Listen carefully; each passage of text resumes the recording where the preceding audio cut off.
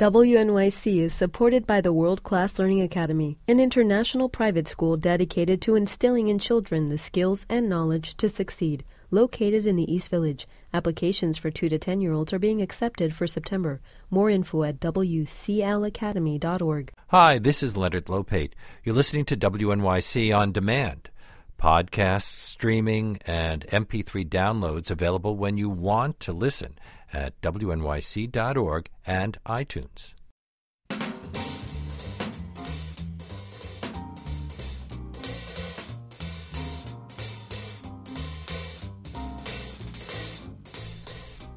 There's a complex and violent history behind that banana you ate this morning, and no man contributed more to make the banana part of American life than Sam Zemurray, who went from being a penniless Russian immigrant to one of the most powerful businessmen in America thanks to bananas. Rich Cohen examines the life of a man whom he calls a capitalist revolutionary in his new book, The Fish That Ate the Whale, The Life and Times of America's Banana King. It's published by Farrar, Straus, and Giroux, and I'm very pleased to welcome Mr. Cohen to our show today. Hello. Hello. You're right. Sam Zemurray was without precedent, the schnorrer, the pushcart nebbish, the fruit jobber from the docks. He came from nowhere to create not just a fortune, but an archetype, the gringo in platonic form. So is he also the classic self-made man? Yeah, I mean, he was a poor Russian Jewish immigrant, 6'3", a giant guy, came from Bessarabia, went through Ellis Island, and continued down to Selma, Alabama, where he worked in his uncle's dry goods store and happened to see a banana. There were no bananas in the United States then, not really. In the 1870s, they were selling them at the Philadelphia Exposition by the slice. And he fell in love. You grow up on a poor Russian farm that grows wheat, you fall in love with a banana. And you say that Selma was the perfect place for someone like Zemurray. Why? Because it was big and small at the same time. It was very important, but not important at all. And it allowed him to sort of, he started out by going down to Mobile and finding the bananas that the big fruit companies threw into the ocean as garbage. They were called ripes. And he started selling other people's trash. And if you sell something that's going to rot in 6 hours, it will make you the greatest salesman in the world. So they were throwing them in the water because they had ripened on the trip from Central America to the United States. And shipping was so slow in this country, they would have been rotten by the time they got to the stores. Right. And the definition by United Fruit was 1 freckle turning, 2 freckles ripe. And Sam Zemurray, when after he started buying these and selling these and became sort of successful, he actually had a contract, which I saw, which said any banana that develops a second freckle becomes the property of Samuel Zemurray, which, if you think about it, if you're in the position of other things rotting becoming yours, it's a great position to be in. So then what was he going to do with these bananas? They were already considered too ripe. Well, he believed that his whole thing was hustle. He was a total immigrant story, and he believed that he could beat the trains and beat the market. And he wound up renting space in Mobile on the Illinois Central Railroad and selling them right off the boxcars. He'd had the grocery store guys come to him. The New York Times said he used boxcars like guys in the Lower East Side used push carts. So he could sell for a lot less than United Fruit and all those other companies. Absolutely, and they didn't worry about him at the beginning because he was at the bottom of the market. He found a niche that nobody thought was anything. Now, United Fruit was already famous and not always in a positive way. Right. Well, United it's called the octopus, El Pulpo. Right, El Pulpo. I mean, they had at first bananas were very few people bought them and they were very expensive, and they decided to make it a volume business where instead of being a lot for a little, it was a little for a lot. And to do that, they needed huge amounts of land. So in Guatemala, later on, they wound up owning 70% of the private land. And then Zemurray began acquiring land in Central America. He went down to Honduras and he started buying jungle land that was virgin jungle that was considered worthless. It was the kind of stuff you'd buy, and when you walk out of the room, the people that sold it to you would fall down laughing. And he started planting bananas there, and the way the business worked is you had to go around and bribe everybody so you didn't pay taxes. A government came in to Honduras that working with the U.S. State Department was not going to be to his advantage, and he went to New Orleans, where he eventually lived, to a bar, which you can still go to, and it's one of the best bars, the Carousel Bar at the Hotel Monteleone, where a bunch of famous mercenary soldiers hung out. These were like guys that would be in the Wild West if they weren't in what they called the Banana Frontier. He got them an old warship. He snuck them out through Storyville, through the brothels, down to Honduras, and they overthrew the government. And Zemurray put his own guy in the presidency of Honduras, and the first decree he signed was Samuel Zemurray pays no tax in Honduras for 25 years. And that sort of put him in the big banana game. So, and you describe Zemurray's plan as a coup disguised as a revolution.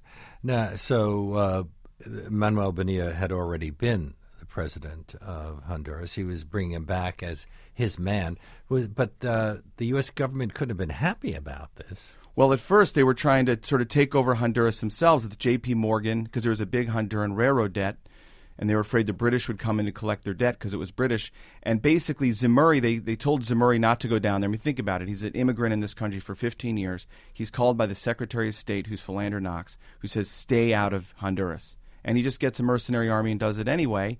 And what the State Department did was when they realized Zemurray was going to win and was going to bring stability, they just switched sides because they didn't really care who ran it. They just wanted it to be run. Now, Joseph Conrad wrote a novel about this kind of situation. Was he watching what was going on with people like Zemurray? Yeah, I mean, I think really if you want to look at the literary equivalent for all this stuff, it's O. Henry. Mm-hmm. O. Henry went down there. O. Henry stole money from a bank in Austin, Texas, and he went down there and was living in Puerto Cortez, Honduras, which had no extradition treaty, and it was just a collection of Americans on the lam, gangsters, criminals, embezzlers. And he hung out there, and he wrote his first book about that scene called Of Cabbages and Kings, where he used the word Banana Republic for the first time. Now, Zemurray bought this worthless land. How did he know that it would be good for growing bananas? Well, the guy who built the first transcontinental railroad in the United States was named Minor Keith. 3 of his brothers died building that railroad. He ended up owning Islip, basically, Long Island. And he started planting bananas along the right-of-way for the railroad, and they made more money than the railroad ever made. So that was the model. Zemurray was going into sort of an established game, trying to set up a better company. Ultimately, the guy would go to war with United Fruit and gobble up United Fruit, which was unbelievable. That's why he was called the fish that ate the whale. But he also he believed in knowing everything. He worked the fields himself, didn't he? Yeah, that was he knew a really every good aspect of the banana. It's a great business. point. I mean, that was a great thing about him, which is in Boston Fruit by the time, or United Fruit was in Boston, and it was sort of bureaucrats and executives who went to Harvard Business School. Zemurray was a guy most famously who could swear in 5 languages. And he moved down to Honduras and lived in the jungle. And when they told him, you don't know what you're talking about, you're just a fruit peddler, you're just this immigrant, he would say, you're there, I'm here. And that was his thing. You got to go into the jungle and learn. And it's funny, if you take his life, you can sort of come up with 5 lessons for business of how to succeed. And the big thing was go get the experience yourself and never be too smart for your own good. The book we're talking about is The Fish That Ate the Whale, the life and times of America's Banana King. Rich Cohen is the author, and it is published by Farrar, Straus, and Giroux. The type of bananas that made Zemurray rich, Big Mike, went extinct in the 60s, didn't they? Yeah, the Big Mike, which came from Jamaica, was apparently, it went extinct of a banana disease in the early 60s. Somewhere, somebody maybe still alive ate the last one. And anyone who was alive in the 60s grew up in that was 50s, the only banana you ate. That's what they ate. Yeah. So how different is it from the bananas we eat today? It's different. It was much bigger, and it was apparently much more delicious, which always explained to me why Curious George looked so happy in those old books. And it was very hardy, so they could throw it on the decks of ships and it wouldn't bruise.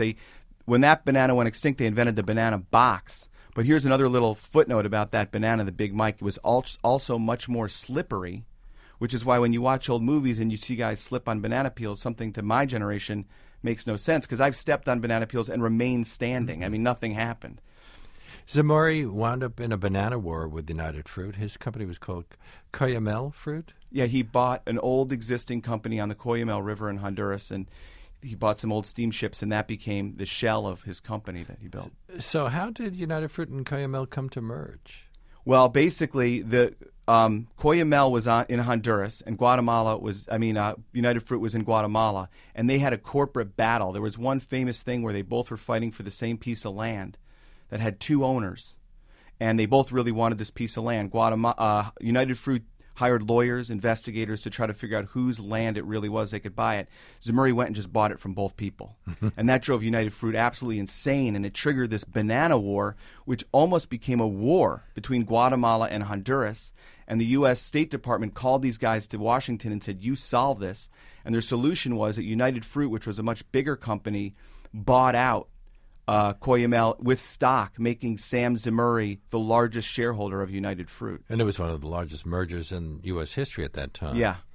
So he was forced into retirement with the merger, wasn't he? Well, he sort of signed a no-compete clause, which basically said he wouldn't work for another banana company and he wouldn't start another banana company. They didn't really care about having Cohen as much as they cared about getting Sam the Banana Man out of the business. He was like, they used to call him the little guy and the fruit jobber, and they made fun of him, but he was this giant guy who was their toughest competitor. That's because they were Boston Brahmins and he was this immigrant with an accent? Yep. He had a thick Russian. The story about him is he spoke with no accent except when he swore, which was all the time. Now, this is during the Great Depression, wasn't it? Right. Well, went through the 30s, through the 20s, and then when the Depression hit, that stock, he was worth $30 million, and he lived in the biggest house in New Orleans. He was a great big foe of Huey Long. They battled with each other. And then when the Depression hit, that stock went from $100 a share down to less than 10, and it looked like it was going away altogether. And that's when he staged the corporate coup that really made him one of the most powerful men in the country. He was brought back to save the company. Well, basically, he went. They did all these studies what they could do to save the company, Boston United Fruit, with academics. He went to the docks. This was his whole thing, and he asked, "What's going on?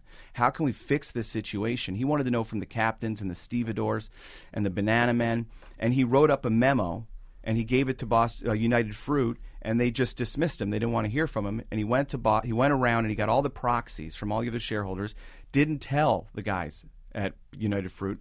Went up to Boston, went into their boardroom, read his report, and the guy who was the chairman was this guy Daniel Wing, who was the head of First Bank of Boston, old Brahmin family. And he said, after Zemurray spoke, said, "I'm sorry, Mr. Zemurray, but we can't understand a word that you say." And they all burst out laughing, and he went into the other room, he got his proxies, and he slammed them down on the table, and he said, "You're all fired. Did you understand that?" Well, he had already engineered a coup in Honduras, so he knew how to do these things. Right. At the height of its power, United Fruit controlled so much land in Central America, it's been called by other authors, the unstarred state of the U.S. flag. What kinds of things could it make governments do? Well, one thing it did was it delivered the mail, so it could shut off the mail. In Guatemala, they owned the ports. They owned the roads. The roads are private United Fruit roads. What's interesting, Guatemala signed a ridiculous contract with United Fruit. That contract was negotiated by John Foster Dulles when he worked at Sullivan Cromwell. And when he left to go into government, his little brother, Allen Dulles, who became the second head of the CIA, finished the negotiations. And the first head of the CIA in this country, Beadle Smith, was then the president of United Fruit. He said because he liked all the pretty white sailing ships. So United Fruit started in the dives. Zemurray started in the dives with banana cowboys and mercenary soldiers overthrowing governments in a Wild West way, and he ended up working with the Dulles brothers in the CIA. To me, it was amazing because it's a John Ford movie in the beginning, and it's a John le Carré novel at the end. But before that, what impact did World War II have on the business? Well, United Fruit had the largest private navy in the world. So a couple big things happened. One is bananas were classified as basically a luxury, and they were, what's the word? They were not banned, but they were, so you could only get a certain amount of bananas. So basically, they were left to rot in the fields, and then the United States government impounded a lot of United Fruit ships, so they lost a lot of their ships, and a lot of their ships were sunk. What was amazing about Zemurray is when he realized that there wasn't going to be a lot of banana sales, he sent company agents around the equator looking for other crops he could plant that would be necessities, and they started planting quinine and hemp and palm oil, all the things that are still the major crops there. What was Operation Success? Operation Success was the first elected government, really, of democratically elected government in Guatemala was Jacobo Arbenz. And Jacobo Arbenz's big thing was land reform, which meant he started nationalizing United Fruit's holdings. And Sam Zemurray got together with Ed Bernays, who was the head, the guy who invented public relations. Now you're into Mad Men territory. And they basically had this idea to sell Jacobo Arbenz as a communist to the U.S. government and specifically to the CIA. And Bernays' idea was if you make your little problem a big national problem, the nation will take care of it. And ultimately, Operation Success was the thing okayed by Dwight Eisenhower with just a handful of guys from the CIA to overthrow the government of Guatemala and give United Fruit all their territory back. And there's obviously a legacy to that. A lot of resentment. We saw it reflected throughout Central America. The Sandinistas used to talk about that when they were fighting to take over Nicaragua. Hugo Chavez is still screaming about United Fruit, though United Fruit doesn't really exist anymore. The name of the company became so befouled, they changed it to their mascot, which was Chiquita. So would you say Zemurray is an American success story, or does he embody the worst about American capitalism? Well, that's what I always found so fascinating about him. He's both. He's the best and the worst. And I think he was actually a good man. He entered this game that already existed, which was the United Fruit game, and he realized, I think, at the end of his life that he did a lot of things that were bad. And he gave a lot of money, and he tried to do a lot of things, and his family stayed in Central America. He's not hated in Central America like United Fruit. But what's amazing to me is, because you just were talking about Shakespeare, to me, he is a Shakespearean character. He is tormented at the end of his life. He's so intent on building this thing, he doesn't necessarily notice the people that it's hurting as he's building. Rich Cohen's, this is your 7th book? Is that true? That's dizzying. I guess that's true. They include Tough Jews, Israel is Real, Sweet and Low, your memoir. And Zemurray, we could say, was also an ardent Zionist and worked to save Jews during World War II. His book, The Fish That Ate the Whale, it's published by Farrar, Straus, and Giroux. Thank you so much for being with us. Thank you. Thanks for listening to WNYC On Demand. Please check out the other programs at wnyc.org or on iTunes. This is a free service made available by our listeners. Become a member of WNYC today.